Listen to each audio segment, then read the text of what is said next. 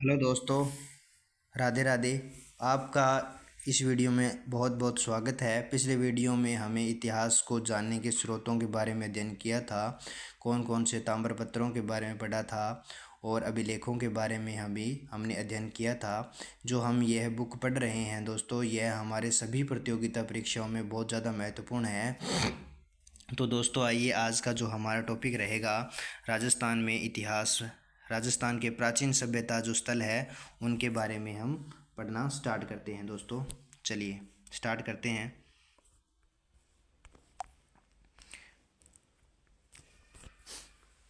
देखिए दोस्तों, राजस्थान में प्राचीन सभ्यता स्थल कौन कौन से हैं जिसके बारे में हम पढ़ेंगे। ठीक है, देखिए दोस्तों, मानव जब स्वयं के बारे में जानना छोड़कर दूसरों के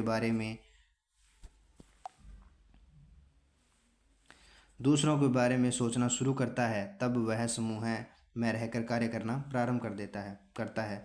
उसी से सभ्यता की शुरुआत होती है। समय के साथ सभ्यता विकसित होती है, किंतु समय परिवर्तन के साथ साथ कुछ सभ्यताएं नष्ट हो जाती है, कुछ नया आकार बना लेती है। समय में राजस्थान में भी ऐसी कई सभ्यता और संस्कृति के स्थल मरुस्थल एवं अरावली के नदियों के किनारे मिट्टी में दबे पड़े हैं। आगे देखते हैं साथियों, राजस्थान में मानव के पारंपरिक क्रियाकलाप क्या थे, वे कब से प्रारंभ हुए, इसके लिखित साक्ष्य उपलब्ध नहीं हैं। जिस काल का लिखित इतिहास उपलब्ध नहीं होता, उसके बारे में उत्खनन से प्राप्त सामग्री के आधार पर ही जाना जा सकता है।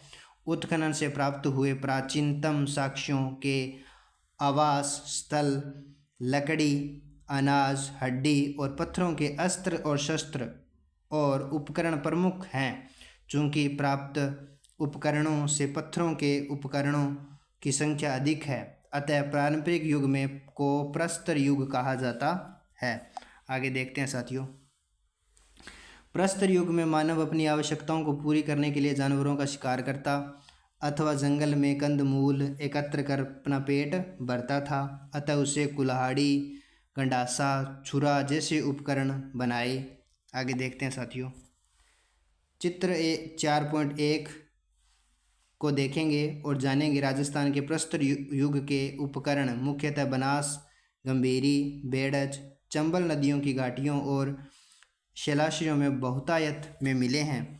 प्रस्तर युग के बाद ताम्र कांस्य युग का काल, उसके पश्चात लोहा युग के अवशेष प्राप्त होते हैं। इस हमें पूर्व में पढ़ चुके हैं कि मानव शिकार से पशुपालन और कृषि के कार्य की ओर अग्रसर हुआ। पत्थर के स्थान पर उसने धातु के उपकरणों को उपयोग करना प्रारंभ कर दिया। धातु में हमें सर्वप्रथम तांबे का उपयोग प्रारंभ किया। राजस्थान में ताम्र के अवशेष कालीबंगा से, गणवेश्वर से और आहड़ क्षेत्रों से प्राप्त होते हैं। देखिए दोस्तों, ये है कालीबंगा सभ्यता जो हनुमानगढ़ जिले में है। आगे देखते हैं साथियों, ये देखिए दोस्तों, राजस्थान का मैप है। ये देखो दोस्तों, यहाँ पर है कालीबंगा सभ्यता। यहाँ पर ये देखो पीलीबंगा भी है, ये सभी हनुमानगढ़ में है। जैसे रंग महल है तो भी हनुमानगढ़ में है, बड़ोपल है हनुमानगढ़ में है।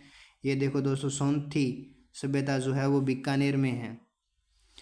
और ये देखो सोनारी जो सभ्यता है वो झुंझुनू में है। और गणेश्वर जो है वो सीकर में है। और ये बैराठ है, ये जयपुर में है। और ये दर देखो भरतपुर में है। और ये रेड और नगरी दोनों ही टोंक में हैं। और ये नगरी चित्तौड़ में है दोस्तों। और आहड़ उदयपुर में है। और गिलुंड है वो राजसमंद में है। और ये बागौर है वो भीलवाड़ा में है। और ये तिलवाड़ा जो है वो बाड़मेर में है। आगे देखिए दोस्तों, पढ़ना कालीबंगा सभ्यता के बारे में पढ़ते हैं जो हनुमानगढ़ ज़िले में है और घग्गर नदी के किनारे पर है। तो पढ़ते हैं दोस्तों कालीबंगा सभ्यता। राजस्थान में ध्वस्त तती और सरस्वती नदी की घाटियों में पुराविद अमलानंद घोष ने करीब 2 दर्जन पुरातत्व स्थलों की खोज की। हमें हनुमानगढ़ जिले में घग्गर नदी के किनारे स्थित कालीबंगा प्रमुख है। बाद में डॉक्टर बी लाल और के थापर के निर्देशन में यह खुदाई हुई। खुदाई में हमें सिंधु सरस्वती सभ्यता का काल एक नगर मिला, जिसमें मकानों में ईंटों का प्रयोग किया गया था। मकानों में 4-5 बड़े और कुछ छोटे कमरे होते थे। बस्ती के गंदे पानी के निकासी के लिए यहाँ लकड़ी और ईंटों की नालियाँ बनाई गई थी। यहाँ चबूतरे भी मिले, जिन पर अग्निकुंड वेदिकाएँ मिली। संभवतः यह धार्मिक कार्यों में भी उपयुक्त होते थे। दूसरे टीले के उत्खनन में एक दुर्ग के अवशेष मिले। कालीबंगा की नगर योजना सिंधु सरस्वती सभ्यता नगर योजना के समरूप दिखाई देती है। इस क्षेत्र में नगर प्राचीर व बाहर जाती हुई कृषि भूमि के साक्ष्य भी मिले। खुदाई में हमें गाय के मुख के जैसे प्याला, तांबे के बेल, कांस्य के दर्पण, कांस्य हाथीदांत का गंगा, मिट्टी के बर्तन, कांच की मणियाँ, खिलौने आदि प्राप्त हुए। कालांतर में नदियों का पानी सूखने और मरुस्थल में ढकने से यह समृद्ध बस्ती उजड़ गई। आगे देखिए दोस्तों, आहड़ या अघाटपुर।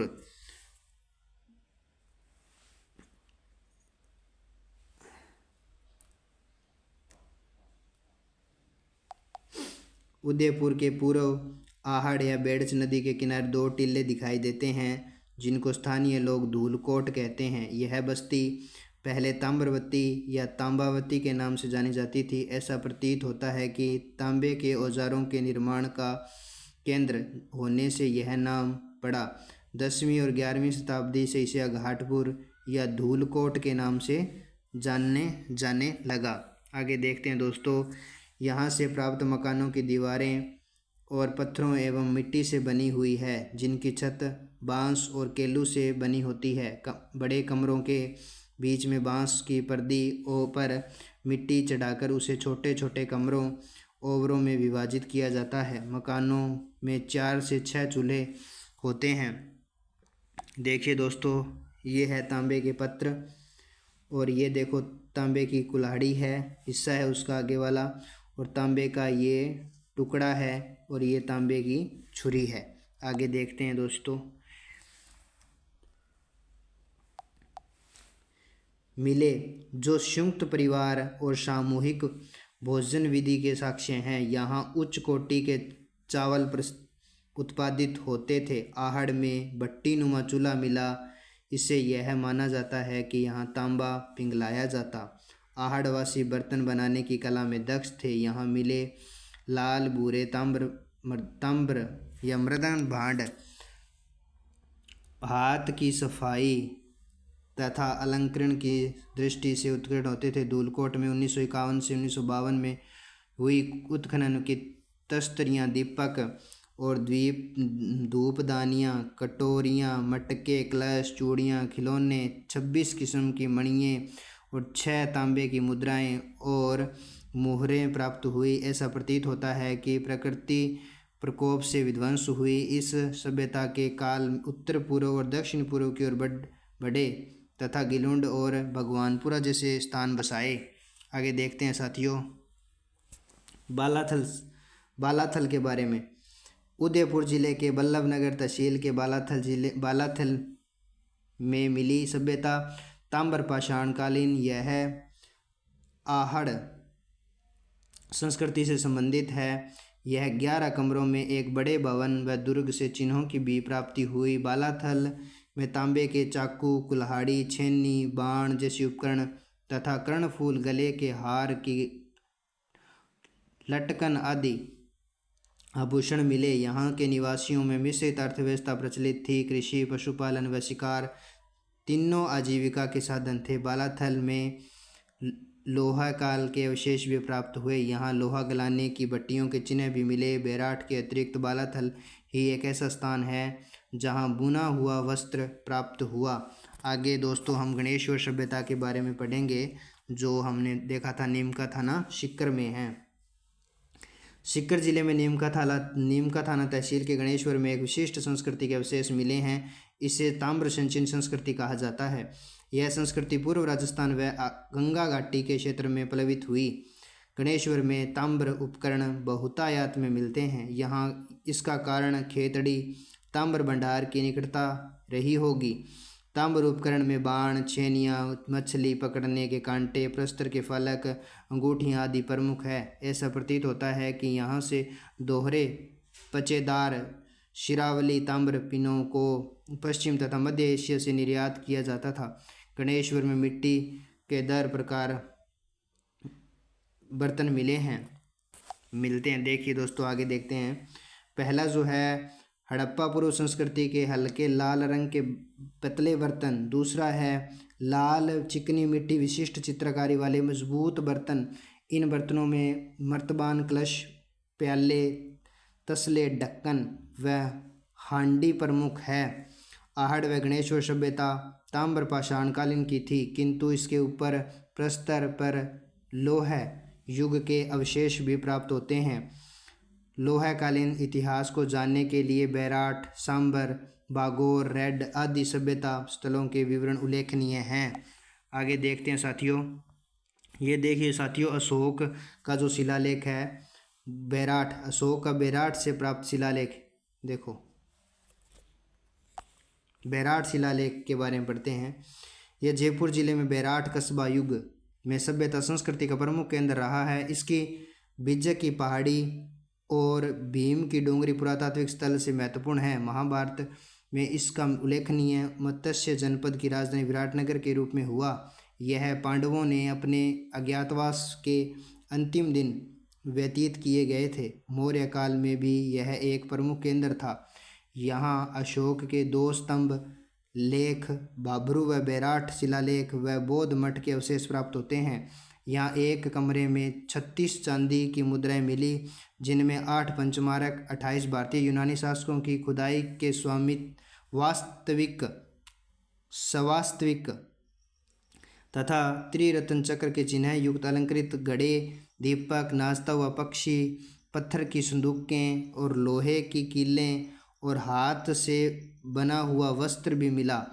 उपप्रयुक्त स्थलों के अतिरिक्त राजस्थान के भीलवाड़ा जिले के बागोर और ओजियाना, जयपुर जिले में स्थित सांबर, जोधपुरा टोंक जिले में स्थित नगर टोंक, चित्तौड़गढ़ नगर रेड, चित्तौड़गढ़ की नगरी भरतपुर में नौ है, जालोर के भीनमाल, राजसमंद की पचमता, गिलुंड आदि स्थल पाषाण, ताम्र पाषाण तथा ताम्र लोहा काल की संस्कृति को प्रकट करते हैं। आगे देखते हैं साथियों। ये देखिए साथियों, बैराट में बौद्ध मठ का अवशेष। ऐसा था बौद्ध मठ। ठीक है दोस्तों, आज के वीडियो में इतना ही, और नेक्स्ट वीडियो में हम आगे का चैप्टर और पढ़ेंगे, जो हमारा चैप्टर नंबर है 5, और इस प्रकार हम अपना कोर्स पूरा करेंगे। और हमारे वीडियो को आप लाइक कीजिए और शेयर भी कीजिए। अपनी राय भी कमेंट बॉक्स में बताइए कि हमें वीडियो में कुछ सुधार करना चाहिए। और आज के लिए इतना ही। थैंक यू वेरी मच दोस्तों।